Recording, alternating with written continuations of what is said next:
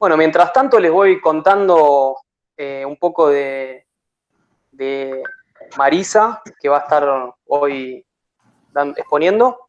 Marisa, bueno, es licenciada en Biología por la Facultad de Ciencias Naturales y Museo, tiene un posgrado en ecohidrología, está actualmente haciendo una tesis en restauración de humedales en el Parque Ecológico, que es parte de la Municipalidad de La Plata. Tiene 20 años de trayectoria trabajando en educación ambiental. Ha trabajado como guía e intérprete de la naturaleza, coordinando el Centro de Formación Ambiental del Parque Ecológico. Trabaja en el Laboratorio de Hidrología de la Facultad de Ingeniería de la Universidad de La Plata. Es investigadora en temas relacionados con el agua, como control de inundación, calidad, tecnologías de drenaje urbano, tecnologías sustentables y reglamento de ambientes acuáticos. Y desde julio de este año es integrante de la Secretaría de Extensión de la Facultad de Ciencias Naturales y Museos. Así que, bueno, una oradora con amplia experiencia en el tema de humedales, y vamos a ver con qué nos deleita de toda esta información tan importante que tiene que ver con el tema de humedales, que, bueno, hoy está en boga y es súper importante.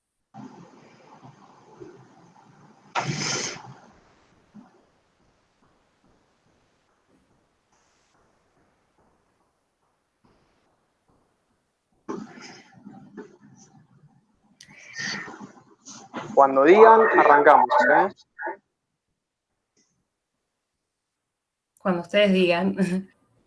Ana, no sé si querés decir algunas palabras como para... Sí. Mientras que se termina de sumar la gente, en realidad, bueno, es darles la bienvenida a todos y a todas, sí, por haberse sumado a este encuentro de capacitación de humedales naturales y construidos, que está enmarcado dentro del programa de gestión integral de residuos de la Facultad de Ciencias Naturales y Museo, y que en realidad es acompañarlos en la presentación y destacar el esfuerzo que han hecho en esta época de aislamiento social preventivo y obligatorio en esta crisis sanitaria, lo que ha trabajado todo el equipo, ¿no?, que integra el programa de gestión integral de residuos, que han estado súper activos en las redes y que han generado la posibilidad de tener esta capacitación que ha sobrepasado todas las expectativas que se tenían al respecto, y hemos tenido que transformar, han tenido que transformar en esta transmisión, que también quisiera destacar cómo el equipo a la brevedad estuvieron tratando de hacer todos los esfuerzos, porque recordemos que todavía estamos todos en nuestras casas, contando todos con recursos propios y demás, y sin embargo, bueno, rápidamente buscaron la alternativa para poder llegar a todos y a todas, desde, como decía Jerónimo, recién en distintos lugares, y poder transmitir toda esta experiencia que los 3 oradores que van a estar acompañando el ciclo van a poder dar. Así que nada, era darles más que nada la bienvenida y agradecerles a todo el equipo por el trabajo que vienen desarrollando. Así que nada. Y bienvenida. Muchas gracias. Y bienvenida, Jerónimo, moderador. Muchísimas gracias, Ana. Los que están detrás de las cámaras, como quien diría, que es un gran esfuerzo el que se está haciendo. Así que bueno. Totalmente. Bueno, contarles, muchas gracias, Ana. Contarles que el programa de gestión de residuos inició en el año 2008, sigue en la actualidad. Actualmente estamos trabajando para que sea un programa de gestión ambiental, estamos ampliándolo. Así que, bueno, se han sumado camadas de estudiantes. Esto recién empieza, como decimos. Hay un laburo detrás muy grande de muchas camadas de estudiantes, de profesionales de la facultad que han colaborado. Así que, bueno, hoy nos agarra el 2020, como decía Ana, en plena pandemia todavía, pero encontramos la vuelta para seguir trabajando sobre estos temas que son súper importantes y hay que estar permanentemente atentos, monitoreando, capacitándonos. Esa es la idea también del programa de gestión ambiental, empezar con capacitaciones de formación. Nos da la posibilidad este medio de ampliarlo a mucha más gente, así que bueno, vamos a estar, después de que termine esta capacitación, seguramente vamos a seguir haciendo capacitaciones, así que bueno, esto es un portal de entrada, de comienzo.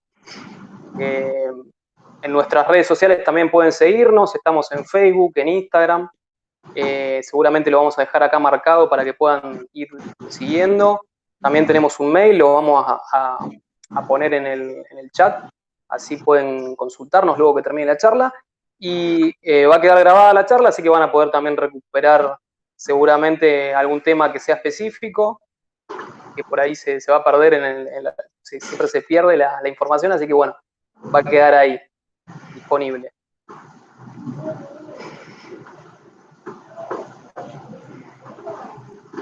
Yo creo que estaríamos ya en horario, ¿no? Son 18:10. Perfecto. Marisa, cuando vos gustes, bueno, estamos listos. Buenísimo. Muchas gracias, Jerónimo. Gracias, Ana, por la presentación. Y sobre todo, gracias por el espacio para poder dar esta charla. Bueno, como decía Ana, me sumé hace poquito al equipo de extensión este año, y la verdad que fue una experiencia muy enriquecedora. Estoy muy contenta de poder formar parte del equipo de este programa dentro de la Secretaría de Extensión, y organizamos ya otras actividades en el marco de la Secretaría. Y la verdad que lo que más me pone contenta es el equipo, cómo funciona, cómo interactúan y pueden resolver problemas como los que surgieron ahora, ¿no? Que se anotaron en esta capacitación más de 1000 personas, creo que llegamos a 1200 y pico de personas, lo cual nos sorprendió y nos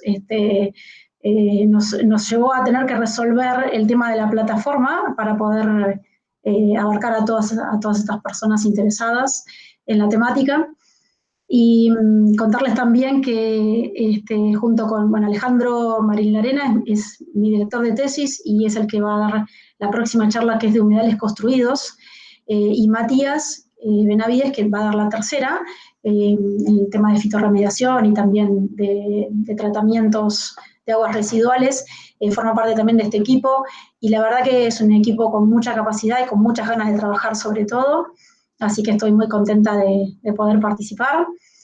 Y la verdad que me pone muy contenta ver la cantidad de gente interesada en la temática de los humedales.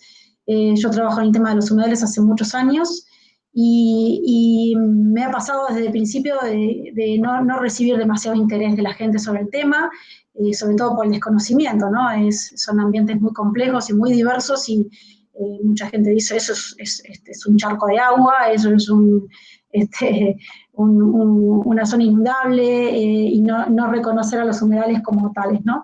Y la verdad que creo que este tiempo a todos nos abrió un poco la cabeza y nos llevó a interesarnos en las problemáticas ambientales de una forma que internacionalmente se están prendiendo las alertas internacionalmente sobre estos problemas ambientales, y está bueno que nosotros y que los estudiantes sobre todo se interesen en esto. Así que les agradezco a todos por sumarse a esta iniciativa, y creo que va a ser muy enriquecedor para todos, ¿no? Así que bueno, no sé si ya estamos, yo puedo compartir mi pantalla. Ya estamos, sí, cuando quieras. Buenísimo, bueno, entonces compartimos. Yo no los voy a ver, así que me dicen si se ve bien y si se escucha bien también.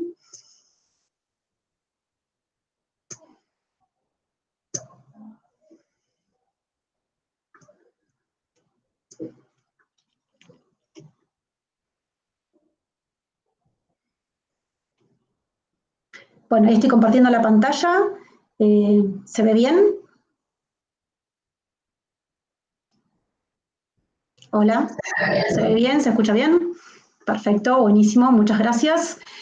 Bueno, esto es un poco la presentación de la charla, de la parte de hoy.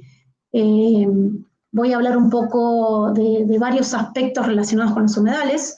desde la definición de, digamos, qué son los humedales naturales, las funciones ecológicas que cumplen, cómo esta pandemia nos está encendiendo una alerta, nos está mostrando que el cambio climático y las consecuencias del cambio climático están afectando estos ambientes.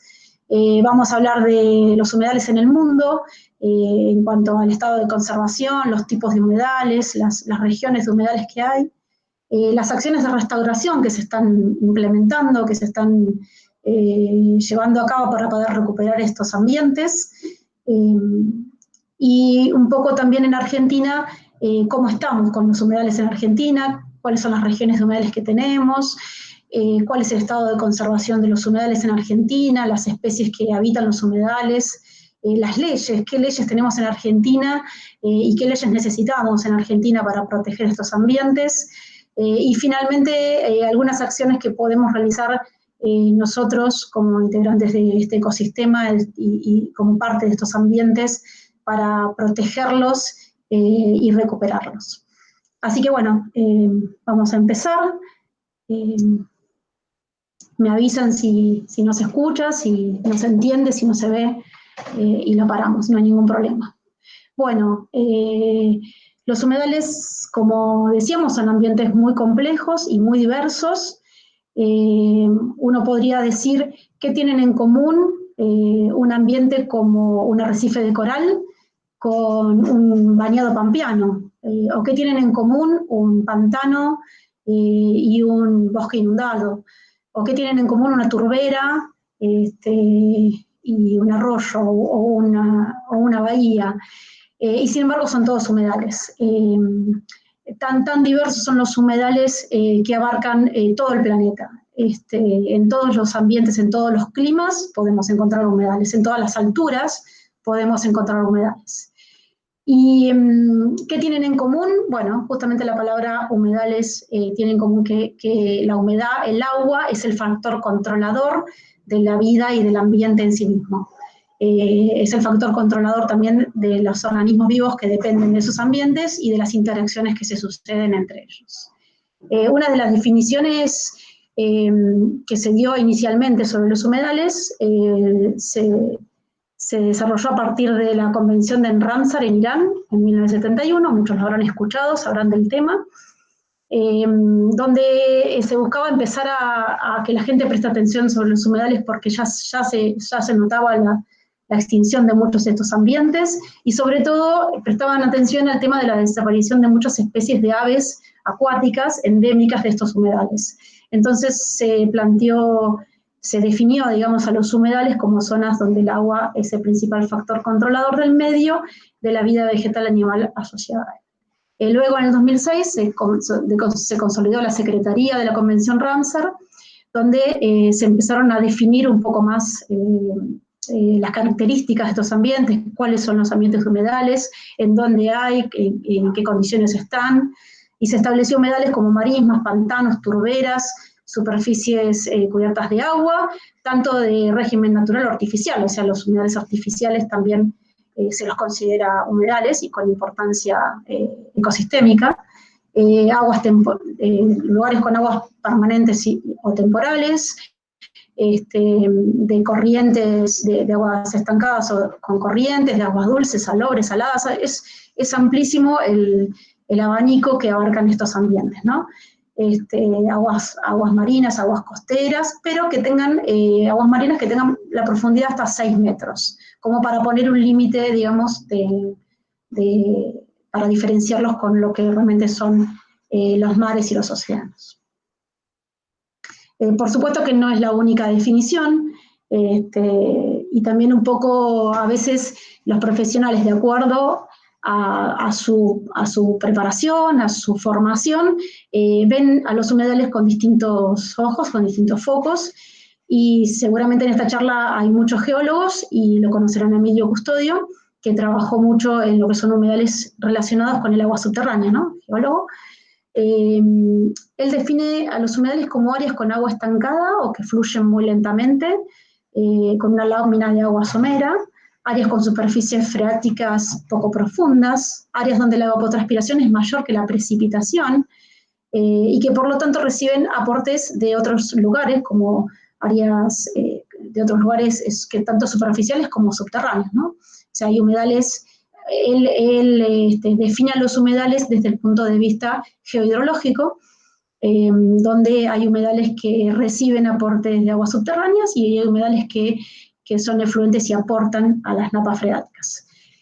Les dejo acá también un video de Ramsar que es muy interesante sobre los humedales en nuestro planeta, que me parece que muestra muy bien esta diversidad de la que estamos hablando de los humedales. Y en Argentina hay muchos profesionales, no solamente acá en la Universidad de La Plata, en la UBA y en otras universidades, sino también en el Estado. El Ministerio de Ambiente y Desarrollo Sustentable de Nación desde hace muchos años tiene un grupo de recursos acuáticos conformado por técnicos y profesionales que están trabajando en el tema de los humedales. Han desarrollado lo que es el Inventario Nacional de Humedales y el libro sobre las regiones de humedales en Argentina. En el 2016 se hizo un taller convocando mucha gente, profesionales interesados en la temática, para desarrollar el Inventario Nacional de Humedales. Ahí se definió a los humedales un poco por las características hidrogeológicas que tienen y por la estructura de los ecosistemas. La definición que se planteó en ese momento y que se está usando incluso para la ley de presupuesto mínimo para los humedales, dice que se entiende por humedal a un ambiente en el cual la presencia temporaria o permanente del agua, superficial o subsuperficial, causa flujos biogeoquímicos propios y diferentes a los ambientes terrestres y acuáticos, como para diferenciarlo como ambientes intermedios o de tránsito entre los que son ambientes definidos terrestres y acuáticos. Rasgos distintivos son la presencia de biota adaptada a estas condiciones, lo que es las mascorófitas o hidrófitas, suelos hídricos y sustratos con rasgos de hidromorfismo. Esta definición que plantea el Ministerio no tiene un foco tan conservacionista o tan, digamos, relacionado con las especies como originalmente se planteó en Ramsar, que tenía que ver, digamos, con la protección de las especies que viven en estos ambientes. Y enfoca más a la funcionalidad y a la estructura en sí misma de los ecosistemas, de estos ecosistemas. Y si vamos a las funciones, que estábamos hablando de que son ambientes con muchísimas funciones ecológicas, servicios ecosistémicos que nos brindan a todos los integrantes de este planeta. Podemos nombrar, hay muchísimos beneficios que tienen, los más importantes yo marqué acá como para repasarlos de alguna manera.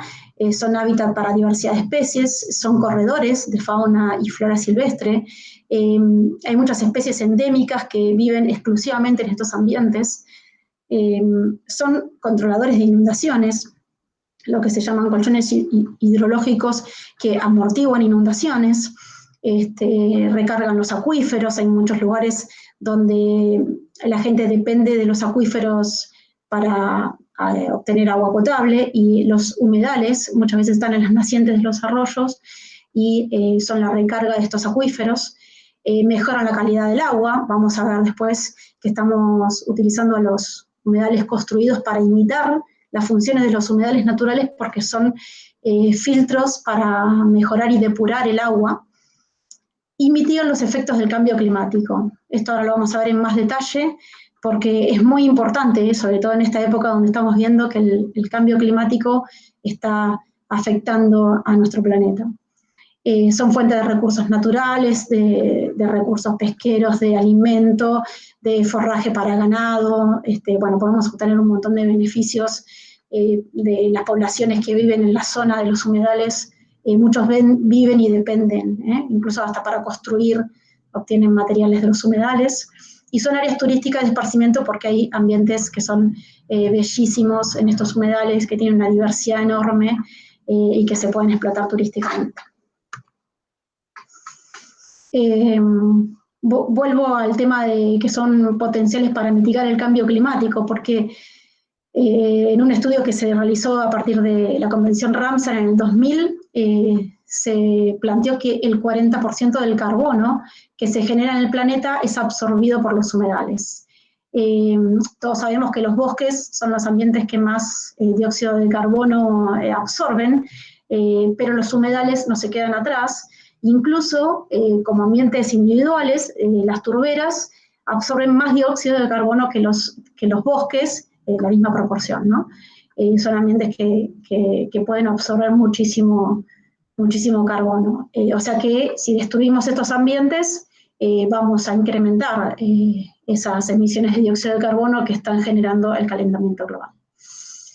¿Qué mecanismos podemos ver en los humedales para amortiguar los impactos del cambio climático? Bueno, por ejemplo, las inundaciones, ¿no? Por ejemplo, los eventos extremos que estamos viendo cada vez más seguido y que hacen cada vez más daño, que están relacionados con el cambio climático. Los humedales estabilizan las costas, toda la vegetación que está asociada a las costas genera estabilización y genera amortiguación de esos eventos extremos. Son lo que se dice la primera barrera de defensa contra estos eventos extremos. Esto de colchones hidrológicos que pueden absorber muchísima más agua de la que tienen normalmente, con lo cual pueden controlar las inundaciones y también la calidad del agua debido a la contaminación, ¿no? Incluso el viento, ¿no? Los temas de la vegetación y los árboles asociados a los humedales hacen de barrera contra fuertes vientos, contra huracanes, contra tsunamis y eventos extremos que en muchos lugares destruyen muchísimos personas y ambientes, ¿no? Daños materiales y daños humanos y daños a los ecosistemas. Pero también los humedales son ambientes muy vulnerables al cambio climático. No solamente le hacen frente al cambio climático, pero también muchas veces son destruidos por el cambio climático. Son ecosistemas muy frágiles, hoy decíamos que son ecosistemas muy complejos, y esa complejidad también genera fragilidad y vulnerabilidad. El hecho de tener especies endémicas que dependen exclusivamente de los humedales y de las características y las condiciones climáticas, por ejemplo, de esos humedales, y los cambios climáticos generan muchas veces desaparición de esas especies. Los ciclos biológicos muy entrelazados, independientes directamente de los recursos naturales, y de los recursos naturales con la calidad con la que están, ¿no? Si el agua, los humedales pueden filtrar el agua y pueden depurar el agua, pero si estamos tirando permanentemente agua contaminada, va a llegar un punto donde la eutrofización va a ser demasiado grande y se van a convertir en ambientes anóxicos o se van a sedimentar y se van a perder. Tienen un límite de capacidad de poder regular estos problemas de contaminación o de cambios climáticos.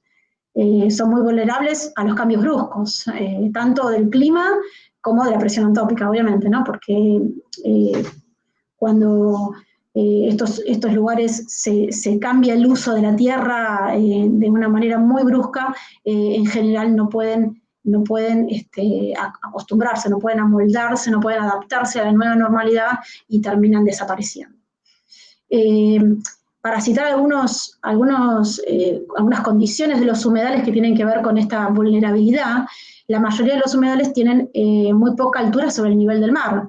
¿Qué significa? Bueno, uno de los problemas del cambio climático es que está aumentando la temperatura del planeta. Esto significa derretimiento de los cascos polares, derretimiento de los hielos y aumento del nivel del mar.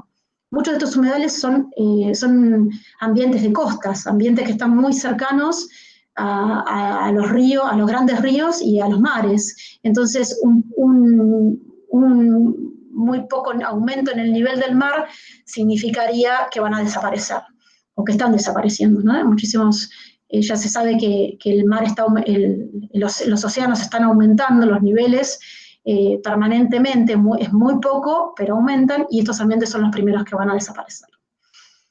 Bueno, como ya mencionamos, el tema de las exposiciones a eventos de sequías e incendios y de inundaciones, son muy vulnerables. Toda esta función que tienen frente a las sequías, como tienen muy poca agua o están muy cerca de las napas freáticas, muchas veces las sequías generan que desaparezcan directamente. Y también son lugares donde son muy propensos a los asentamientos humanos, porque son zonas bajas, son zonas que comercialmente no se usan demasiado, porque no son zonas habitables. Entonces son zonas hoy día, con la necesidad de hábitat que hay, son zonas muy propensas a las usurpaciones. Habrán visto todos en los medios, en las noticias, cómo se incrementó desde este año las tomas de tierras, las usurpaciones, y si se ponen a analizar un poco y a ver un poco los lugares, la mayoría son tierras bajas y son tierras relacionadas con los humedales.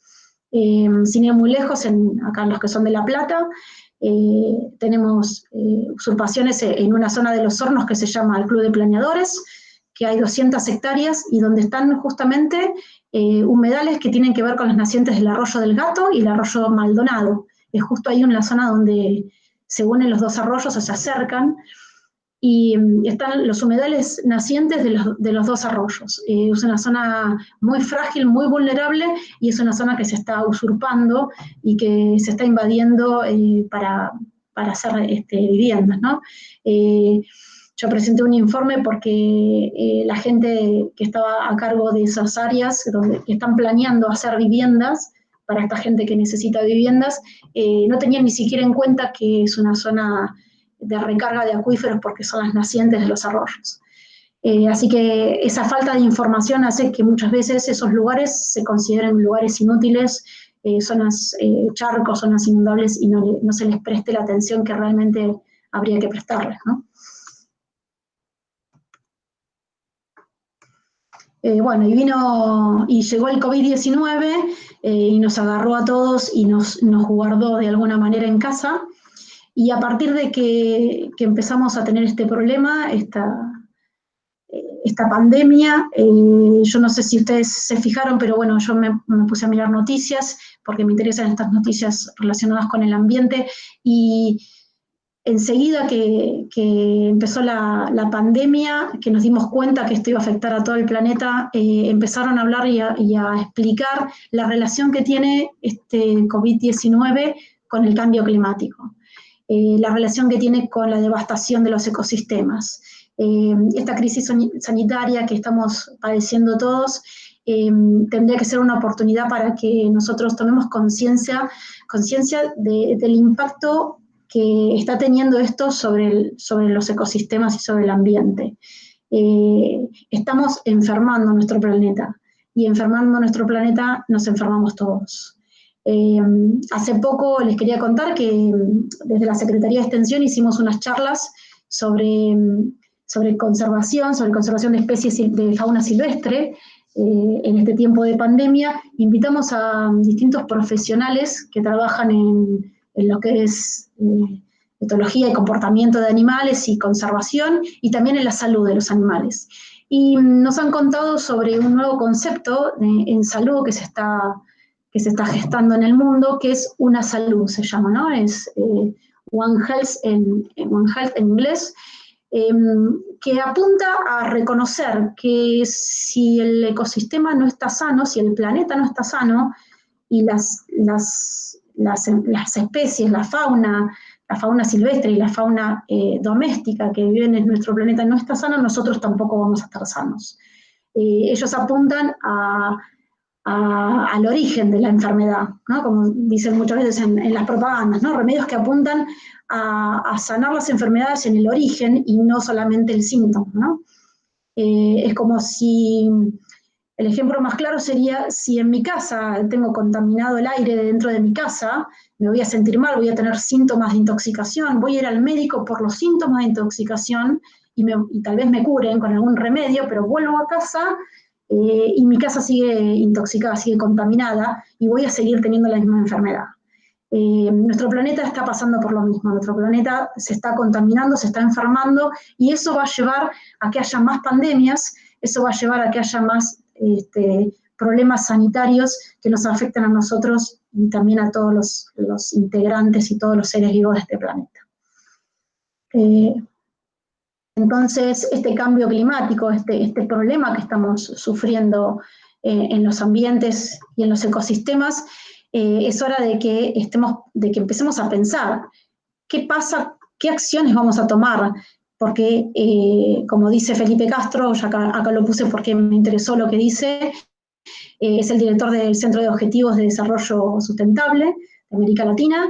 Él dice que si no se toman acciones, el cambio climático va a seguir generando pandemias en el futuro. Esta no es la primera y tampoco va a ser la última, por lo que dicen muchos investigadores. Si tenemos nuestra casa enferma, vamos a sufrir más enfermedades. Hay que solucionar el problema en el origen, y el origen es lo que nosotros mismos estamos haciendo para enfermar nuestro propio planeta. Es hora de empezar a pensar qué podemos hacer para revertir esta situación. Un estudio que hizo el Centro de Investigaciones en Energía y Aire Limpio, el CREA, planteó que en un solo mes de aislamiento, el 25%, se disminuyó un 25% las emisiones de gases de efecto invernadero. En muchos países, entre un 25 y un 30%, en muchos países, sobre todo en grandes potencias, ¿no? La Agencia Internacional de la Energía estima que en el 2020 las emisiones de dióxido de carbono van a tener una caída del 8%. Eso es importante, se pudo ver claramente. Ahí en este gráfico, se los pongo para mostrarle este puntito rojo que creo que se ve, lo estoy marcando con el cursor, supongo que se ve, indicaría la caída de emisiones de carbono, de emisiones de dióxido de carbono para este año, ¿no? Pero si miramos esta curva, desde el final de la Segunda Guerra Mundial, 1940, la era industrial, nunca dejó de descender. El crecimiento de las emisiones de dióxido de carbono nunca dejaron de bajar, nunca disminuyeron, siempre están en aumento. Y si bien este año puede ser que haya una disminución, es temporaria, ¿no? Sabemos que esto va a seguir en aumento si no hacemos algo urgente. Y si bien, si hablamos de cambio climático, muchos van a decir, bueno, realmente a veces es contradictorio, a veces hay gente que no está de acuerdo con el término cambio climático. Yo creo que es cierto que en el tiempo geológico siempre hubo cambios climáticos muy grandes, y el planeta no desapareció, el planeta siguió existiendo, sobrevivió. Hubo situaciones que quedaron registradas incluso en la Tierra, donde mostraron que hubo grandes extinciones, pero el planeta siguió adelante. La era de hielo, sin ir muy lejos, nos mostró que desaparecieron un montón de especies, que hubo un montón de modificaciones y nosotros ya estábamos presentes, y si bien se extinguieron muchas especies, el planeta logró adaptarse y seguir adelante. Previamente a eso, hace 65 millones de años, sabemos que se extinguieron especies como los dinosaurios, las grandes especies que ocupaban la Tierra. Y en este momento, este cambio climático, puede ser que el planeta no desaparezca, pero es muy probable que los que desaparezcamos vamos a ser nosotros, como han desaparecido tantas especies, ¿no? Y como nosotros estamos generando este impulso, este incremento en las emisiones de dióxido de carbono que afectan el clima, que aumentan la temperatura del planeta, somos nosotros los responsables de poner el freno a esto. Y podemos hacerlo. Esta pandemia nos mostró que nos juntamos todos por un problema sanitario, nos quedamos en casa y logramos disminuir las emisiones de dióxido de carbono. Obviamente necesitamos de las industrias, necesitamos de la energía para seguir viviendo. No podemos quedarnos en casa, obviamente. Yo por lo menos no me puedo quedar en casa. Pero sí podemos pensar como sociedad, y tenemos alternativas para frenar estos cambios, para frenar estas emisiones de gases de efecto invernadero. Sabemos cómo, tenemos las herramientas y tenemos el conocimiento y tenemos la obligación de exigir que empecemos a cambiar nuestra forma de pensar, nuestra forma de vivir, empecemos a cambiar las tecnologías que usamos para que sean amigables con el ambiente, porque si no los que vamos a desaparecer vamos a ser nosotros. Bueno, imágenes satelitales que nos mostraron en los medios, seguramente lo han visto.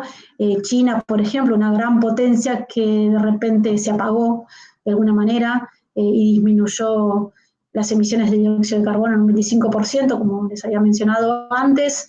Italia también, se ve, estas son imágenes de febrero, en Italia son imágenes de marzo, cómo las emisiones de dióxido de carbono disminuyeron hasta un 30%, ¿no? Son imágenes muy contundentes y que muestran que se puede.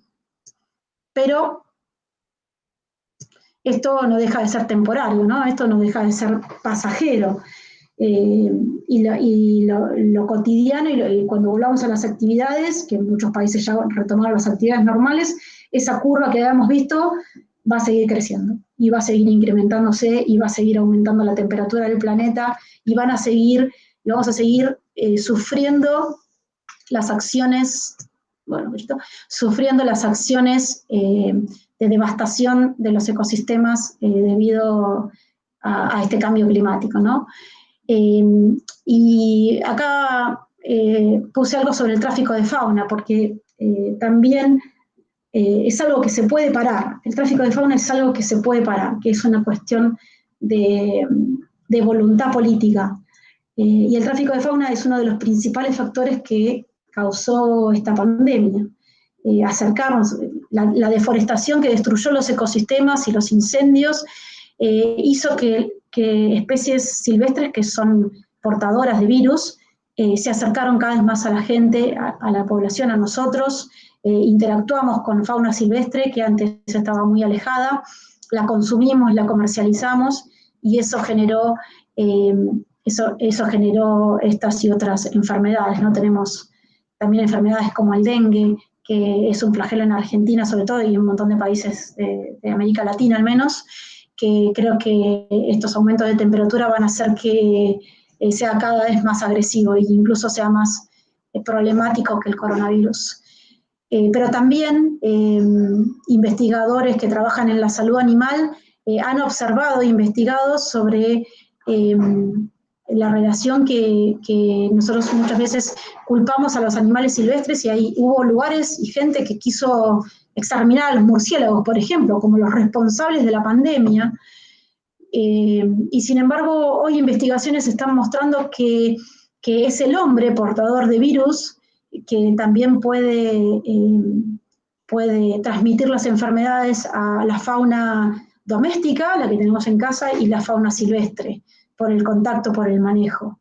Y la realidad es que no hay un responsable, no podemos culpar a los murciélagos, a los otros animales silvestres por la pandemia. Tampoco es responsable un laboratorio o un grupo de personas. Creo que esta pandemia somos todos un poco responsables, y todos tenemos que ser conscientes de la necesidad que tenemos de involucrarnos y de cambiar nuestras actitudes y cambiar nuestros hábitos cotidianos. Si bien nosotros no somos responsables de esto seguramente, nadie de los que está aquí, pero sí podemos ser parte del cambio, sí podemos y debemos ser parte de este cambio. Y yo les pido que esta charla no sea una charla más, que los que escuchen en este curso no sea un curso más. Seguramente todos los que están acá han participado desde que empezó la cuarentena en muchísimas charlas que nunca han participado. A mí me pasó que me sumé a un montón de charlas y un montón de experiencias de gente incluso de otros países y de otras partes del país nuestro, que fue muy enriquecedor y muy atrapante, ¿no? La verdad que aprendí un montón de cosas, y seguramente ustedes también, pero yo lo que les pido es que no sea escuchar una charla más, aprender un tema más, sino sea tomar conciencia e involucrarnos en la protección de los ecosistemas y en cuidar la salud de nuestro ambiente. Bueno, el estado de conservación de los humedales en el mundo disminuyó, por supuesto, disminuyó en un estudio que hizo Ramsar en el 2018, se estimó que el 35% de los humedales disminuyó entre 1970 y el 2015, o sea, 3 veces más están desapareciendo los humedales que los bosques, por ejemplo. Este estudio de Ramsar se llama Perspectiva Mundial sobre los humedales, que es muy interesante, recomiendo que lo lean, porque la verdad que habla un poco de cómo están los humedales en el mundo, con las características particulares y la necesidad que hay de protegerlos. Esta declinación de estos ambientes afecta las especies en los humedales continentales, el 81% de las poblaciones están disminuyendo, el 36% de las especies costeras y marinas también. Otro informe realizado en Uruguay en el 2015 habla de que en el siglo XX disminuyeron entre el 64 y el 71% las áreas de humedales. Esto tiene que ver con la conferencia de partes de la Convención sobre los Humedales que se realizó en Uruguay, y la verdad que marca una alerta importante a tener en cuenta. Pero tenemos acciones positivas y una buena noticia. Estos ambientes se pueden recuperar, se pueden rehabilitar, se pueden restaurar incluso. Y bueno, yo estoy citando un trabajo de Montes del 2007 que habla de restauración de los humedales. El término restauración en un principio tenía más que ver con recuperar el estado original previo a la intervención de los ambientes, para recuperar las características originales, ¿no?, de los ambientes, lo cual hoy día es bastante improbable de poder conseguir. Pero así todo, se puede restaurar las funciones ecológicas que mencionamos, se pueden restaurar las características naturales del ambiente para que las especies que se extinguieron puedan volver a colonizar los ambientes. Se pueden recuperar y rehabilitar los ambientes y que vuelvan a tener las características similares a las originales. En la Agenda 2030 del Desarrollo Sostenible se le da mucha importancia a la protección de los humedales porque tiene mucho que ver con muchos de los objetivos, de los 17 objetivos de las Naciones Unidas y las metas, que tienen que ver justamente con el tema de la conservación del agua, la pobreza, el hambre, la salud, la energía, el consumo y el cambio climático. Pero rescato un trabajo que hizo el Centro de Investigaciones Geológicas, el CIC, de nuestra casa de estudios de la facultad. Acá en este trabajo el doctor Eduardo Cruces con la doctora Leonora Carol, en el 2011, marcaron en un trabajo sobre justamente conservación y restauración y manejo de humedales que este tipo de acciones requiere de conocer las relaciones funcionales entre los componentes. Yo no puedo restaurar un ambiente si no conozco las funciones biogeoquímicas que se suceden en el ambiente, porque puedo generar más perjuicio del beneficio que puedo dar. Entonces, para poder restaurar un ambiente hay que conocerlo, hay que estudiarlo, hay que entender las interacciones que hay entre las especies y los recursos naturales. Pero son acciones que se están dando y que están funcionando y que se puede ver que tienen muy buenos resultados. Hoy les contaban que yo trabajo en el Parque Ecológico y estoy haciendo mi trabajo de tesis en el humedal del Parque Ecológico. En el Parque Ecológico hay un humedal que es parte del cauce original del Arroyo Martín, que es tributario del Río de la Plata. Y ese humedal estuvo a punto de secarse porque después de las inundaciones grandes que sufrimos en La Plata en el 2008, en el 2013, un barrio muy carenciado, un asentamiento que hay cercano al Parque Ecológico, se inundó realmente, ¿no? Y de alguna manera le echaron la culpa al humedal y al arroyo, hicieron zanjas y drenaron todo el humedal y llevaron toda el agua fluvial que iba al humedal originalmente al Arroyo Martín, lo cual hizo que casi se seque. Bueno, con varias acciones y con la intervención y el apoyo de la gente del Parque Ecológico, de ONGs, que colaboraron con esta situación, esto fue en el 2014, empezamos a recuperarlo, el ambiente, a recuperar el humedal, y hoy estamos haciendo acciones de restauración para recuperar, incluso se disminuyó muchísimo el caudal que llegaba al humedal, y hoy estamos trabajando en la restauración del ambiente. Se puede y se pueden ver los resultados. Y requiere de compromisos de gente, de agrupaciones sociales como las ONG, que pueden llegar a influenciar y solicitar al Estado este tipo de acciones. Bueno, yendo a Argentina, en Argentina también tenemos una diversidad enorme de humedales.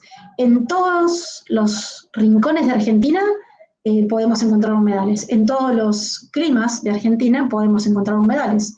Desde el norte hasta el sur, en cada zona, en cada región, podemos tener humedales. Y como les había mencionado anteriormente, el Ministerio de Ambiente y Desarrollo Sustentable, a partir del Grupo de Recursos Acuáticos, hizo esta clasificación en regiones de humedales en Argentina, que está publicado en la página del Ministerio y se puede descargar tranquilamente, donde se separan las 11 regiones con sus subregiones para poder caracterizarlas.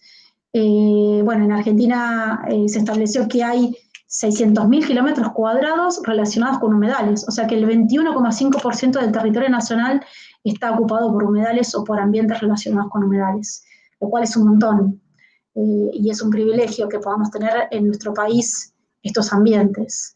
Y solo a modo de ejemplo, de esas 11 regiones de humedales con sus subregiones, les muestro algunas imágenes. Hay muchos videos, creo que en alguna de las presentaciones les dejo unos links de videos donde se pueden ver los humedales que hay en Argentina, que son muy diversos y muy interesantes. Acá, por ejemplo, bueno, en Corrientes tenemos los esteros del Liberá, el río Viñay, que son ambientes de humedales. En La Rioja, ambientes, la Laguna Brava, los Salares, bueno, un montón de otros ambientes que también incluyen humedales.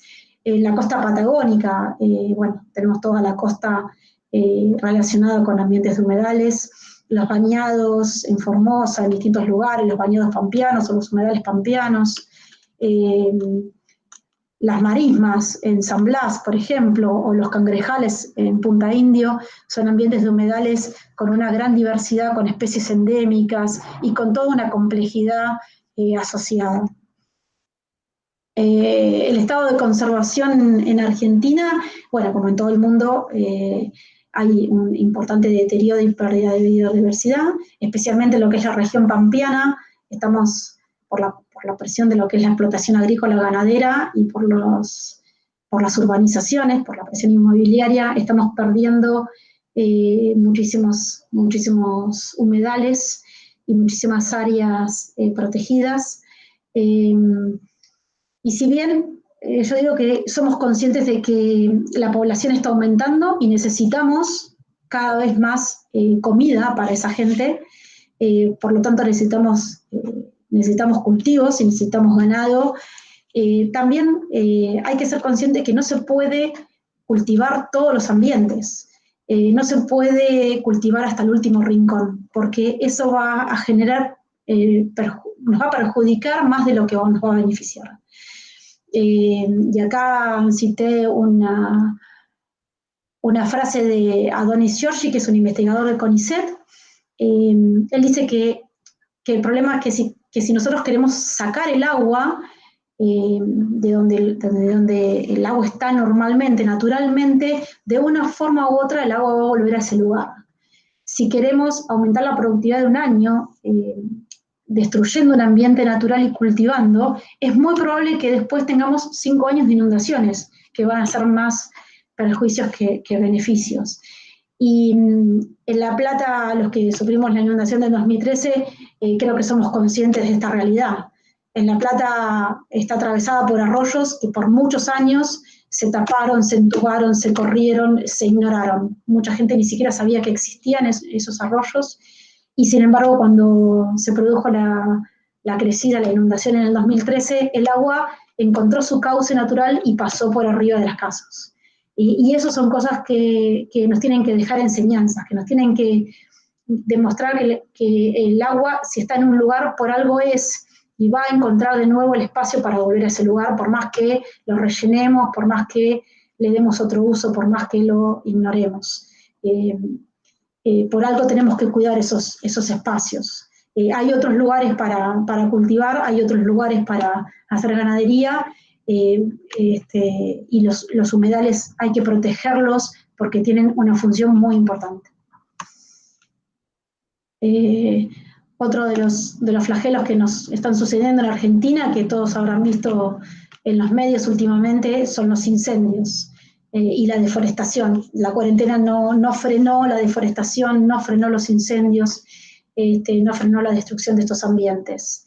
El Delta del Paraná hace un poco sufrió un incendio muy grande, y este mapa es de la NASA de ahora de octubre, publicado en varios medios de comunicación, y mostró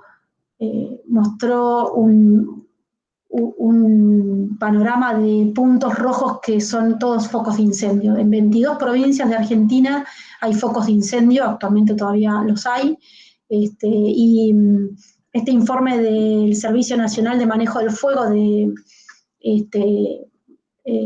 expuso que 434.000 hectáreas, 430.900 hectáreas se quemaron en Argentina, lo cual ya creo que está casi duplicado, si no me equivoco, para allá.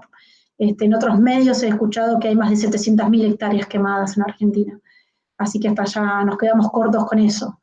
Y en los últimos 30 años Argentina pasó a estar entre los 10 países que más deforestó en el mundo. Así que también somos noticia también por las deforestaciones, no solamente por otras cosas. El Delta fue uno de los ambientes que más sufrió estos incendios. El Delta del Paraná tiene una superficie de 22.500 kilómetros cuadrados, más de 2 millones de hectáreas. Y según un informe del Servicio del Observatorio Ambiental de la Universidad de Rosario, se quemaron 340.000 hectáreas de esos 2 millones. Esto es un informe de septiembre de este año. Y la verdad que todo el delta es un gran humedal que mantiene servicios ecosistémicos para una gran parte de la población argentina, y se está destruyendo. Y no sabemos, puse esta imagen como para ver la quema del suelo y de los animales que viven en estos ambientes. No sabemos las consecuencias que esto va a tener. Yo creo que esto dentro de unos años nos va a demostrar graves pérdidas, porque van a tardar muchísimo en recuperar estos ambientes. Y hoy hablábamos de la capacidad de absorber dióxido de carbono que tienen estos ambientes, y estos incendios liquidaron esa capacidad. Y además, las quemas generan dióxido de carbono, con lo cual va a aumentar el efecto de los gases de efecto invernadero, y va a generar aumentos en la temperatura y aumentos en estas emisiones de dióxido de carbono. Así que las consecuencias de estos incendios van a ser terribles.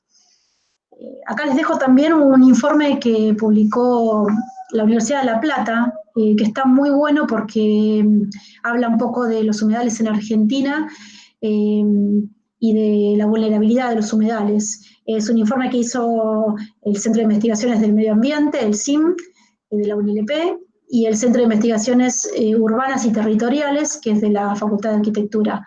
Es un informe muy completo que les recomiendo que lo lean, muy interesante, la verdad, y con muchos datos reales de los humedales en Argentina. Bueno, y un poco para volver al tema de los servicios ecosistemas que brindan los humedales, en Argentina aprovechamos y usamos muchísimos servicios ecosistémicos de los humedales. Hay mucha gente que depende de estos ambientes, tanto como recursos pesqueros, hay mucha gente que vive de esto, el ganado, para forraje de ganado, también se aprovecha muchísimo, materiales de construcción, compost, plantas medicinales. Hay muchísimos ambientes que tienen plantas que se aprovechan medicinalmente para apicultura, bueno, como nutrientes, como alimento, además de absorber dióxido de carbono y todos los beneficios que ya hemos mencionado. En Argentina dependemos mucho de estos humedales en muchos lugares porque además son ambientes son corredores verdes que hacen al mantenimiento de muchísimas especies que los usan para moverse entre distintos ambientes. Que si los destruimos vamos a perder muchísima diversidad. Y bueno, yendo un poquito a las leyes y compromisos que tenemos en Argentina sobre los humedales, ¿no? Si bien no es suficiente las leyes porque muchas veces no se aplican, muchas veces lo que se necesita es que haya autoridades de aplicación y que haya compromiso para que se apliquen las leyes, también es necesario tener leyes. También es necesario comprometerse y también es necesario poder recurrir a los temas legales para poder defender estos ambientes y cuidarlos. Para hacer una recopilación nada más de lo que son las leyes, el estado de las leyes en Argentina, podemos hablar desde la Convención de Ramsar, fue rectificada en Argentina por la Ley 23.919 en el 91, el convenio sobre la diversidad biológica, que tenía que ver también con la protección de los humedales, fue rectificada en el 94 también, por la Ley 24.375. En el 2017 se lanzó el plan de acción, o 2016 se lanzó el plan de acción 2016-2020, por resolución del Ministerio de Ambiente y Desarrollo Sustentable, donde se comprometieron a aumentar un 20% la superficie de protección actual de los humedales. La verdad que no encontré si realmente se cumplió. Es algo pendiente. No sé si realmente se pudo cumplir, no sé si un 20%, pero aunque sea un 10% de haber podido ampliar esto. En el 2015, Argentina adhirió también a la Agenda 2030 de Desarrollo Sustentable, con el tema de los Objetivos de Desarrollo Sostenible. Y en el 2012 se inició lo que es el proyecto de ley de presupuestos mínimos para la protección y uso racional y sostenible de los humedales. Ley que hoy día todavía se está discutiendo y todavía no logró aprobarse. En el 2013 se había conseguido la aprobación del Senado, pero no logró el apoyo en diputados y perdió estado parlamentario en el 2015. En el 2017 se volvió a presentar, también volvió a perder estado parlamentario, y actualmente otra vez, un poco gracias, o digamos un poco por lo que estuvo pasando en el Delta, otra vez se volvieron a reunir. Hay un montón de proyectos de ley de humedales que se están tratando, que se están discutiendo, y esperemos que esta vez se puedan aprobar, ¿no? Esperemos que esta vez realmente se concrete algo y tengamos una ley de presupuestos mínimos para los humedales. Bueno, y les quería contar que desde el Centro de Políticas Ambientales, que es una ONG que se formó en La Plata, en la cual participo, presentamos un proyecto de ley para la creación de espacios públicos sostenibles para la provincia de Buenos Aires. Y acá les cuento un poco porque, bueno, la propuesta la inicié con la diputada Rocío Antinori, que es una diputada ambientalista y es una diputada que tiene una trayectoria enorme en la provincia en cuanto a lo que es movilidad sustentable, energías renovables, ¿no? Este proyecto de ley lo presentamos porque, si bien en la provincia también hay otros proyectos de ley para proteger humedales, yo creo que a veces no es suficiente o no es aplicable muchas veces que solamente se decrete la importancia de proteger el humedal sino que se hagan acciones concretas sobre los ambientes que contienen humedales, ¿no? No sé si se entiende la diferencia. La idea es no solamente tener una ley que diga que hay que proteger los humedales, sino crear espacios públicos sostenibles. ¿Por qué? Porque en nuestra zona, por ejemplo, en La Plata y en toda la provincia de Buenos Aires, pasa muchas veces que estos ambientes están cercanos a la población, la gente vive dentro y cerca de los humedales, y si no involucramos a la gente en el compromiso y en el cuidado de estos ambientes, es muy difícil que las municipalidades puedan protegerlos. Es muy difícil por cuestiones económicas, por cuestiones de gestión, por intereses políticos incluso, ¿no? Entonces, yo creo que hay que abordar el problema desde el involucrar a la gente, desde involucrar a la sociedad. Y me pasó como ejemplo que grupos vecinales se acercaron a nosotros, al Centro de Políticas Ambientales, para solicitar asesoramiento porque tenían cerca un humedal. Creo que si nos ponemos a pensar, la mayoría de nosotros vivimos cerca o estamos relacionados de alguna manera con algún humedal, con algún ambiente acuático, con algún arroyo. Y esta gente estaba interesada en proteger algún humedal que tenía alguna presión inmobiliaria para ocuparse, para rellenarse, y formaron grupos vecinales. Y los grupos vecinales, las ONGs, son creo que los que tienen más capacidad de involucrarse y de proteger estos ambientes. Entonces, la protección por sí misma, la protección, darle rango de protección a los ambientes no es suficiente. Yo creo que hoy tenemos que pensar en acciones sostenibles para esos ambientes.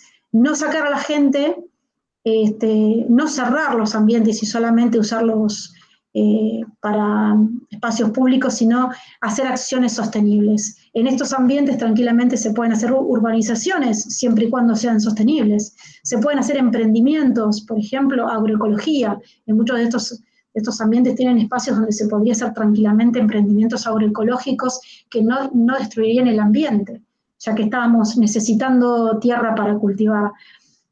Podemos combinarlos con forraje para ganado. Se pueden hacer muchas combinaciones sin necesidad de sacar a la gente del ambiente donde ya está. Concientizar a la gente para que reconozca esos ambientes, para que sepa la importancia que tienen y para que se sienta parte de esos ambientes, es la mejor forma de protegerlos. Esa es un poco mi idea y la de nuestro grupo, y los invito a participar cuando quieran. Dentro de poco vamos a hacer una actividad importante desde el Centro de Políticas Ambientales, y el que le interese involucrarse en estas acciones está invitado. Y bueno, un poco para ir cerrando, para ir terminando, la biodiversidad que tienen estos ambientes, ¿no? Yo soy zoóloga y no puedo dejar de darle importancia a los animales silvestres que habitan nuestros humedales. Muchos de estos animales están en peligro de extinción o están incluso extintos. De la biodiversidad que tenemos en estos ambientes dependen muchísimas otras especies, ¿no? Los ciclos biológicos que se dan en estos ambientes son fundamentales para nuestra existencia y tenemos que cuidarlos. Y sí, ¿qué podemos hacer, no? ¿Qué podemos hacer después de todo esto? Podemos involucrarnos. Y hay una frase de Mahatma Gandhi que me encanta, que dice: tú debes ser el cambio que deseas ver en el mundo. Podemos sentarnos, como esta persona acá en esta imagen, a ver el mundo, y podemos decir que queremos ver un mundo mejor, un mundo perfecto, un mundo lindo, un mundo agradable, limpio, pero nosotros tenemos que involucrarnos para ver ese mundo mejor. Nosotros tenemos que hacer este cambio. Y hay cuatro acciones que podemos hoy mismo proponernos cambiar y que pueden cambiar el mundo, aunque no lo crean, aunque nos parezca exagerado, aunque nos parezca muchas veces que nosotros no podemos hacer nada frente a esto, sí lo podemos hacer. Y sí lo podemos hacer en casa, y sí lo podemos empezar hoy mismo cuando terminemos esta charla. Y me gustaría que todos tomemos este compromiso. En en nuestra propia casa hay cosas básicas que podemos hacer para mejorar nuestros ambientes y para disminuir los efectos del cambio climático. Por ejemplo, plantar árboles, transformar nuestro jardín, nuestro balcón, en un verdadero jardín, en un verdadero espacio verde, va a ayudar a amortiguar las inundaciones, va a absorber agua, vamos a mejorar el aire de nuestra propia casa. Si yo vivo en un departamento, si alguien vive en un departamento, el balcón, las plantas en el balcón mejoran muchísimo la calidad del aire y absorben agua. Recolectar agua de lluvia, si podemos poner sistemas de recolección de agua de lluvia y aprovechar el agua de lluvia, eso disminuye muchísimo el agua que llega a las alcantarillas. Las energías renovables, hoy día tenemos lo que es la ley de distribución de energía, que si yo tengo energías renovables en mi casa, puedo inyectarlo a la red de energía y devolver energía al sistema y recuperarlo en dinero, recuperarlo en disminución del servicio. Hoy los servicios nos están pesando. Hace años capaz que pagar la boleta de luz no era nada. Hoy es carísima pagar la boleta de luz muchísimas veces y la energía eléctrica es la que más está consumiendo energía fósil, la que más emite gases de efecto invernadero. La energía que usamos para iluminarnos, para prender nuestra computadora, para enchufar nuestro celular, pensemos en energías renovables que van a disminuir ese consumo de energía fósil. En nuestra oficina, mañana, si vamos a trabajar o cuando volvamos a la normalidad y podamos ir a trabajar, los equipos eléctricos, la iluminación, todo esto se puede mejorar y se puede ser más eficiente. En casa podemos ser más eficientes en el uso de la energía y en la oficina y en el trabajo podemos ser más eficientes y disminuir el consumo. El agua también, el agua que usamos para lo cotidiano, el agua que usamos para lo cotidiano es agua potable. Tenemos que cuidarla porque el agua muchas veces sacamos agua de los acuíferos subterráneos, ¿no? Del agua subterránea, y no se olviden que los humedales son los que recargan esos acuíferos. Si no cuidamos los humedales, los que sacamos agua a partir de bombeo de agua, en algún momento vamos a tener el agua tan contaminada que va a ser cada vez más cara poder obtenerla y cada vez más difícil. El agua corriente que se extrae de los ríos, hay que depurarla, y los arroyos que están contaminados van al Río de la Plata, y el Río de la Plata está cada vez más contaminado, por eso el agua es cada vez más cara. Bueno, cuidemos el agua para no perderla y para poder mantenerla en calidad y cantidad. Y la movilidad, el transporte es otro de los agentes que generan muchísima contaminación y muchísimos gases de efecto invernadero.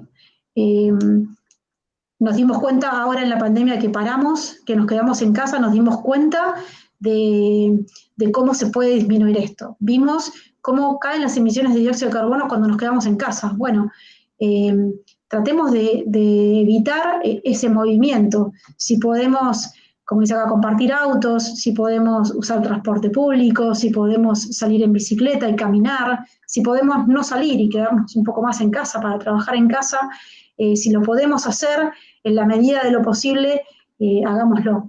Y eso va a mejorar muchísimo nuestra propia vida, nuestra propia salud y la salud de nuestro ecosistema, que es un poco a lo que apuntamos, mejorar la salud de nuestro ecosistema.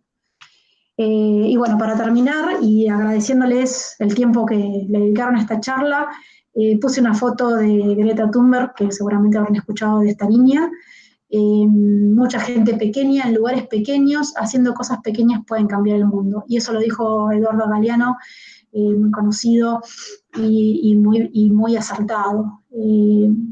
Esta chiquita logró movilizar masas de gente en pro de disminuir los efectos de gases de invernadero y de este cambio climático.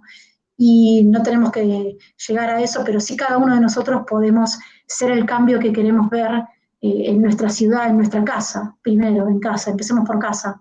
En nuestra casa, en nuestra ciudad, en nuestro lugar de trabajo. Y juntos vimos en la pandemia que nos juntamos y pudimos disminuir este efecto del cambio climático, y yo creo que si nos juntamos podemos hacer grandes cambios. Y los invito a que se involucren, los invito a que participen, los invito a que no sean un estudiante más, un profesional más, un ciudadano más.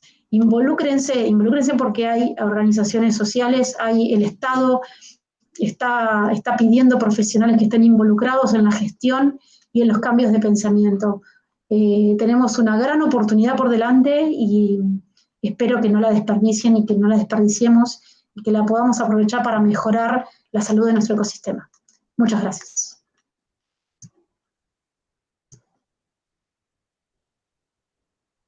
Bueno, Marisa, muchísimas gracias ahí por la exposición. La verdad que has contado la situación, increíble, por eso por un lado, y también has dado qué podemos hacer, digamos, pautas como para poder, digamos, de alguna manera equilibrar la balanza para el lado del ambiente. Así que ha sido muy positivo, yo creo, porque no nos quedamos solamente con la crítica o con ver el problema, sino que también estamos planteando soluciones en la charla, y eso me parece que es sumamente importante en estos tiempos donde hay tantas malas noticias y muchas veces nos quedamos con la mala noticia, ¿no? Y no con qué podemos hacer. Y el cambio, bueno, como decías vos también, recuperar un poco eso, está en uno también, de alguna manera. Si bien el Estado es responsable de muchísimas cuestiones, de lo que tiene que ver en lo legal y ejecución de leyes, etcétera, creo que cada persona tiene también importancia en el accionar en el día a día.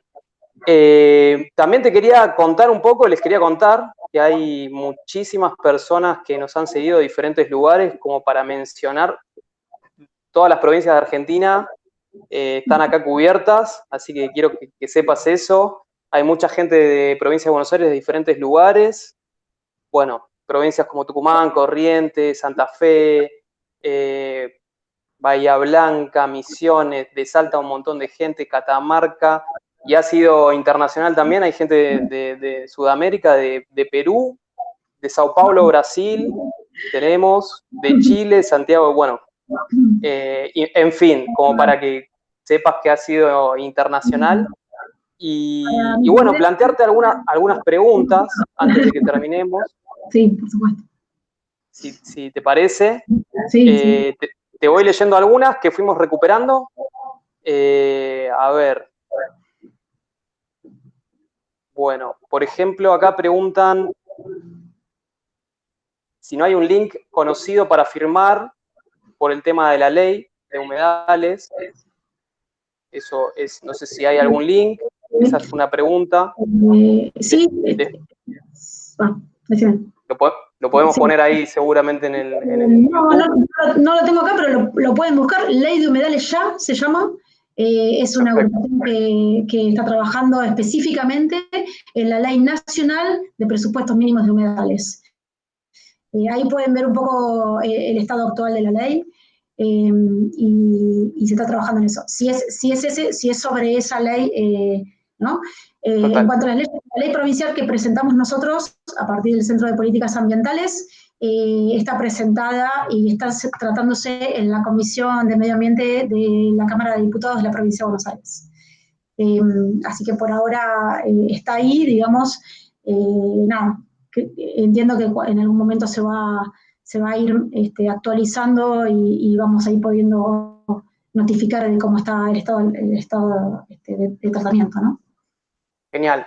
Bueno, en línea preguntan también en qué instancia se encuentra la ley de humedales. Un poco lo mencionaste vos igual, así que si querés repetir, hay varias preguntas sobre ese tema. ¿En qué etapa está la ley? ¿Está avanzada, no está avanzada? Si, bueno, lo que puedas reforzar sobre eso. La ley de presupuestos mínimos en Nación, digamos, se está tratando en el Congreso. Realmente se presentaron muchos proyectos, creo que hay como 11 proyectos presentados que se están analizando de alguna manera como para unificar estos datos. Yo no soy abogada, pero estuve mirando un poco las discusiones que se generaron, las presentaciones, y eso todavía no tiene un tratamiento formal en el Congreso, ¿no? Está realmente recién presentándose como proyectos. Perfecto. Esperemos que esta vez se apruebe un proyecto que sea en el Senado y pase a diputados y tenga también su aprobación, ¿no? Sé que hay gente de la parte de derecho ambiental que sabe muchísimo del tema. Vi que, no sé si está participando, pero se había notado Leonardo Pastorino, que fue profesor mío en la facultad, en la parte de derecho ambiental, que seguramente sabe mucho más del tema. Les recomiendo esta persona para consultar sobre el tema, seguramente está al tanto de los procesos legales de estas leyes, y no sé si sabe de la ley que presentamos en provincia, pero bueno, esto es bastante reciente, lo presentamos en el pasado, así que bueno, esperemos que esto se pueda concretar. Perfecto, sí, está ahí, así que no te preocupes, lo hemos visto, así que seguramente va a aportar en algún momento.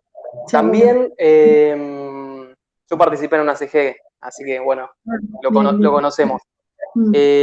Otra que te preguntan también es ¿cuál es la protección que reciben los humedales de la zona de Quilmes, Berazategui y Hudson, ya que hay proyectos inmobiliarios en la zona y pareciera que solo los defienden las ONG? Un poco contaste también algo, pero bueno, si querés. Sí, un poco la presentación de la ley que hicimos con la diputada Rocío Antinori fue motivada por esto, porque como mencioné, hay mucha gente que se ha acercado al parque ecológico, se ha acercado al ONG, comentando esta problemática, ¿no? Son vecinos de un ambiente, de la laguna, un arroyo, un humedal, y ven que lo están secando, lo están rellenando, lo están ocupando ilegalmente. Se acercan tal vez a los municipios y no tienen ahí un referente que los escuche, que entienda del tema muchas veces. Entonces, creemos que esta ley provincial va a poder darle herramientas a los municipios para que con ordenanzas puedan proteger esos ambientes. A veces pasa no por falta de voluntad, sino por falta de desconocimiento o por falta de personal técnico apropiado que esté al tanto de estos lugares, ¿no? Muchas veces ni siquiera se sabe que son humedales, realmente. Entonces es muy difícil protegerlos, pero por eso yo llamo a que como vecinos, como integrantes de la sociedad, nos organicemos y presentemos proyectos para estos lugares. Podemos tener referentes que podemos escucharlos y podemos solicitar protección para esos lugares, ¿no? Les doy un ejemplo, en El Peligro, que está sobre la Ruta 2, que es parte del Partido de La Plata, hay un humedal muy pequeño, que es la naciente del arroyo Bascay, que es tributario del río San Borondón. Un grupo de vecinos hace un año se acercaron al parque ecológico explicando que se habían organizado, que estaban cuidando este humedal, este ambiente. Ni ellos sabían que era la naciente del arroyo Bascay, ni ellos sabían que era realmente cuál es la función de este ambiente, pero simplemente lo querían mantener como un espacio público. Bueno, estamos gestionando con la Municipalidad de La Plata para que ese lugar sea declarado espacio público sostenible para proteger esos humedales, ¿no? Pero si no fuera por la población, por la gente, por los vecinos que se acercaron con esta inquietud, uno estando lejos o estando, digamos, ajeno a esto no se entera. Y a los funcionarios municipales les pasa un poco lo mismo, ¿no? No pueden estar en cada barrio, en cada lugar, es muy difícil poder atender los problemas cotidianos y también estas situaciones, ¿no? Entonces hay que organizarse como vecinos y eso tiene mucho más peso y tiene mucho más capacidad de llegar realmente a quien corresponde. Bien. Acá, perfecto, muchas gracias. Te preguntan, ¿los humedales de Buenos Aires? Bueno, sabemos, ¿no?, que están contaminados. Preguntan acá con antibióticos. ¿Y cómo están los arroyos en ese sentido, ¿no? Como si se sabe algo, si hay alguna información sobre eso, sobre el tema de la contaminación por algunos productos, ¿no? Debe haber un montón de información, me imagino, pero por ahí si querés comentar algo específico. Sí, hay muchos grupos de profesionales, investigadores que están trabajando en lo que es calidad del agua. Por ejemplo, sin ir muy lejos, en ciencias naturales, el ILPLA está trabajando en lo que es calidad de agua de los arroyos. Tienen monitoreo de la calidad del agua de la mayoría de los arroyos que son tributarios del río de la Plata, por ejemplo, y también en el río San Borondón. y tienen un seguimiento de los arroyos. En lo que es la cuenca Matanza-Riachuelo está la CUMAR, que también trabaja en monitoreo de la calidad del agua. Si bien están contaminados, como bien dijiste y como bien todos sabemos, en mayor o menor escala, ¿no? Hay arroyos, por ejemplo, el arroyo El Gato en La Plata está muy contaminado, pero si vamos un poco más lejos, nos alejamos de lo que es el casco urbano, los arroyos, el arroyo El Pescado, el arroyo Maldonado, el arroyo Martín Rodríguez, los que están, bueno, yo soy de Villa Lisa, acá tenemos cerca el arroyo Martín Carnaval, no están tan contaminados como los arroyos que pasan directamente por las ciudades, ¿no? Ni hablar el riachuelo, la contaminación que tiene.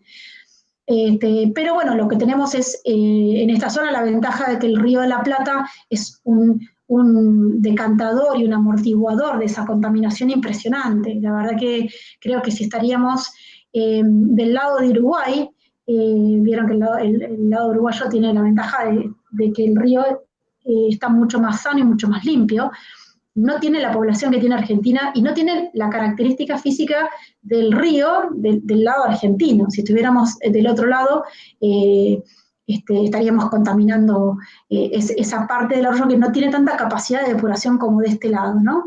La fisonomía, la hidrogeología, digamos, del ambiente del Río de la Plata hace que pueda filtrar y pueda depurar el agua contaminada que estamos tirando. Pero como pasa con los humedales, los ríos y los arroyos también tienen su límite. También llega un punto donde están tan saturados de contaminación, como pasa con el riachuelo, por ejemplo, que por más capacidad que tengan de depurar y de descontaminar, llega un punto donde se saturan, se sedimentan, se pierde esa capacidad y están contaminados, ¿no? Por eso hoy día el Río de la Plata, si bien seguimos sacando agua para tomar del Río de la Plata, cada vez tenemos que ir más adentro y cada vez tenemos que ponerle más tratamiento químico para poder tomarlo, ¿no? Porque cada vez está más contaminado. Por eso los humedales son fundamentales para depurar el agua que llega a esos arroyos, que son los cuerpos receptores de los humedales, ¿no? Si nosotros usáramos los humedales para ser intermediarios entre las poblaciones que no tienen cloaca, por ejemplo, que no tienen redes cloacales, y los arroyos, si los usáramos como intermediarios, podríamos amortiguar tranquilamente la contaminación que llega a esos arroyos. Eso es un poco lo que yo estoy trabajando en el parque ecológico. El parque ecológico es un intermediario entre una población que no tiene red cloacal, que es el barrio Santana, que está al lado del parque, y el arroyo Martín. ¿Qué pasaba originalmente? Todo el agua del barrio, con agua cloacal incluso, porque hay casas que ni siquiera tienen pozo ciego, que llegaba al humedal, era tratado en el humedal y terminaba en el arroyo Martín, mejorando, o sea, no contaminando directamente el arroyo Martín, que es el cuerpo receptor de agua. Cuando pasó la inundación del 2008, que toda esa zona se inundó, en el 2013, que toda esa zona se inundó, en el 2014 hicieron zanjas para que el agua de ese barrio se vaya directamente al arroyo, pensando que el humedal era uno de los factores de inundación. Y el problema no era ese, sino el problema era las zanjas que habían hecho en el barrio, que estaban mal hechas realmente, las zanjas pluviales, ¿no? Entonces, ¿qué pasó? Todo el agua que antes pasaba por el humedal y después iba al arroyo, va directamente al arroyo contaminada, por supuesto, con desechos locales, ¿no? Nosotros lo que estamos haciendo ahora en este proceso de restauración es tratando de sumar todo el caudal de ese barrio que va directamente al arroyo, volverlo a traer al humedal para que vuelva a pasar por el humedal, mejore el caudal que se perdió del humedal y vuelva a tener esa función de depuración. Perfecto. Mirá, acá preguntan también, una pregunta que viene de Balcarce. Bueno, acá dice que la Laguna Brava ha sido declarada recientemente como paisaje protegido y pregunta qué forma se tiene de frenar el desmonte de un lugar hasta que se formalice un plan de manejo ambiental. Eso, bueno, debe haber un montón de pautas. Si querés mencionar alguna, como para que tengan en cuenta los vecinos ahí de Laguna Brava, si te puede aportar algo, y si no, con alguna otra. No, vuelvo a lo mismo.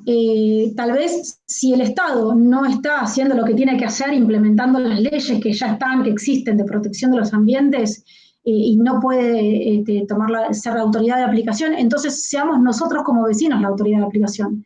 júntense como vecinos en algún grupo, en alguna ONG, y presenten un pedido formal a la municipalidad para que controle los desmontes. Realmente necesitamos parar esos desmontes. Vieron que yo puse imágenes en la cuarentena, parece que se incrementó el tema de los desmontes. En vez de disminuir, parece que cada vez estamos desmontando más, cada vez estamos destruyendo más ecosistemas. Si no es el Estado el que puede controlar esto, tenemos que ser nosotros como vecinos y como ciudadanos los que tenemos que pararlos. Y cuando hay un lugar así específico donde se está desmontando, y es o una empresa o propietarios, o tal vez sean distintos factores, ¿no? que están actuando para ese desmonte, seguramente económicos, obviamente,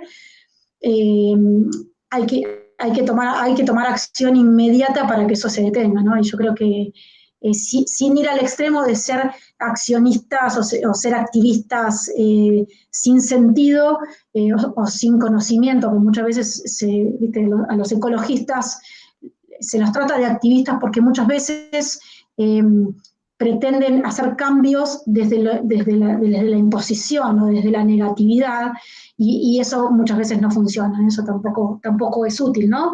Pero yo creo que tomando conocimiento y buscando asesoramiento de gente, de profesionales, que seguramente en Balcarce los debe haber, o si no, recurren a las universidades nacionales, que hay muchísimos profesionales que trabajan en lo que es forestales, en lo que es la parte forestal, seguramente los pueden asesorar de cuál es la acción concreta que se puede hacer en ese área. Comunicale después si quiere que charlemos con el tema provincial, a ver si podemos contactarnos con alguien de la zona o en el municipio de Balcarce para poder ver qué está pasando. Perfecto, ahí van a quedar las redes.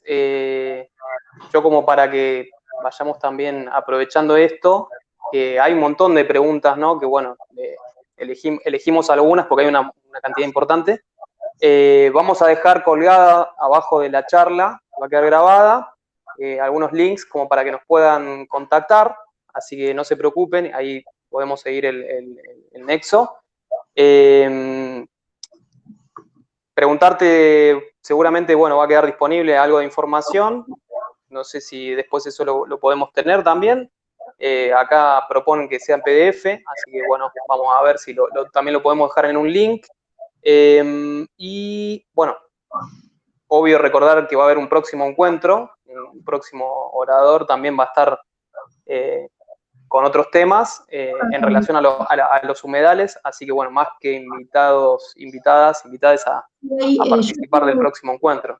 Sí, yo estuve leyendo un poco, digamos, lo que pusieron en las inscripciones, no todas porque eran muchas, ¿no? Pero leí bastantes de las inquietudes que plantearon en las inscripciones, y hay mucho interés en lo que son los humedales construidos, que son sistemas ecotecnológicos que imitan la función de estos humedales que yo les estuve hablando, imitan el funcionamiento en la parte de depuración del agua.